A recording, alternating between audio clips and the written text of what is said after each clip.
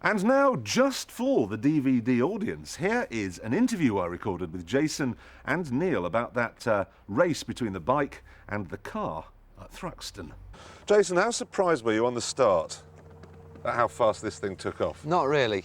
I've got a bike at home myself, and I know that. I mean, they're massive off the line. I mean, there was no way I was going to get anywhere near close. But you know, because there's not that much of a run to the first hard braking area, I still was maybe going to have a chance going into the complex. How fast does it go from 0 to 60, this? 0 to 60, it'll do 3.5 seconds if you can keep the front wheel on the ground.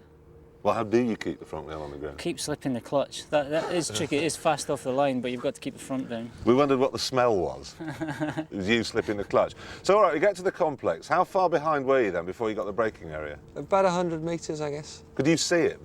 I had a glance in the mirror just in case he was going to take me out, but he wasn't that close even. So I felt safe to at least go into the first part of the complex. So it's necessary, is it, for you to, again, watching you going through the complex, to get it leaning that much? Yeah, I mean, that's how these turn corners. The more angle you can get, the quicker you can go around a corner. But then it isn't that quick. Not compared to our friend here. Why? Why are they so slow through the corners? I think the answer is they've got such a small contact patch of rubber. We've got sort of postage stamp size piece of rubber on the tarmac, and the other guy's got four wheels, 4 wide tyres gripping the corners. So a car's better? In the corners. In the corners? Because you've got him, yeah? In the complex? Yeah, in between the first and the second part of the complex. And that was something I couldn't work out. Why weren't you able to just slingshot past him on the next bit? Well, he was faster through the complex and on the exit through and on the exit of the corners where I was losing massive amount of time. So carrying more speed? Yeah, carrying more speed and then giving himself more speed on the next straight. And still in front all the way. What's that next corner called? Noble. Yeah, through Noble, a quick left. Again, I knew I could pull out a little bit of a distance there, and then we were straight into Goodwood, which is another long corner, so there was an opportunity to try and gain some more track space. Because what I couldn't believe, watching you coming down that long straight that isn't straight at the back, what's it called? Straight. The straight. The bent straight. Yeah. Watching it coming through there, right, Jason, the Porsche looked like it was all over the place, wiggling around. And you were rock steady. Yeah, it's quite stable, yeah. It's quite stable. Although it's a long corner, the bike is really stable in sections like that. And I was able to make up some time. Although it is a corner, it's fairly straight, and that's where, once I can get the bike picked up, the power to weight ratio of this bike is much greater than the Porsche, so I can pull them back a little bit there. Can you feel it moving around then? Yeah, I'm working fairly hard in the car in the fast corners.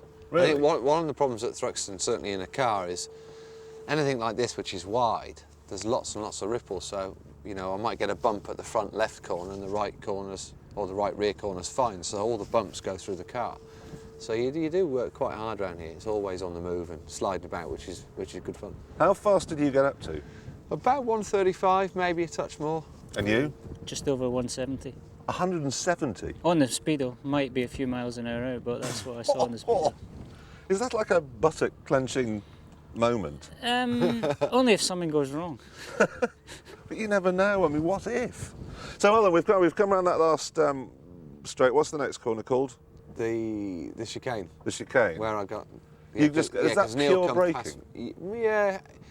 Neil came past on the straight, but fortunately for me, the manoeuvre was done quite late on, so it gave me another chance to get him back on the brakes, which, again, these are better on the brakes round corner, and you know you have to brake into that corner. So, you know, I mean, it was a big lunge round the outside. Well, it was.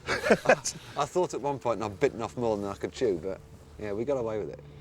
And you didn't mind having this chopping your nose off? Not really, because car lines are a lot different around here compared to bike lines. Bikes tend to brake tight into the club chicane, whereas cars are out wide, using a completely different line. So someone passing me on a bike would have struggled because I was on line, but he was on his car line, which is way out wide and a better line for passing. And then through the chicane, it looked like you were sort of walking speed. Is that, again, just grip and stuff? Yeah, definitely. Again, the car's got so much grip through there, left to right, changing direction, whereas the bike, you're kind of pussying through a little bit, and I have to wait till I get on the exit and get it upright again to use its potential. And to keep its front wheel on the ground? Yeah, keep the front down, and it's dusty coming out of there as well, so it slides around a bit, so I have to be careful getting back on the throttle. That was me throwing it out the back.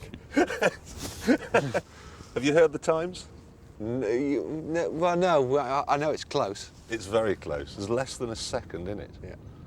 Less than a second. I was surprised at that. I thought the car might be a bit faster around here, especially as there's so many bumps and fast corners. But it's impressed me how close the bike has got here. And you? Yeah, What's your very excuse? impressed. Very impressed with the bike. Really? Yeah. But not as fast as a car. I think if it was a racing situation, it would be very difficult to easily win in the car. I mean, had I not got in front at the complex, chances are I wouldn't have been able to overtake anywhere around the rest of the lap. But timed laps, car quicker. Yeah, but only a little bit.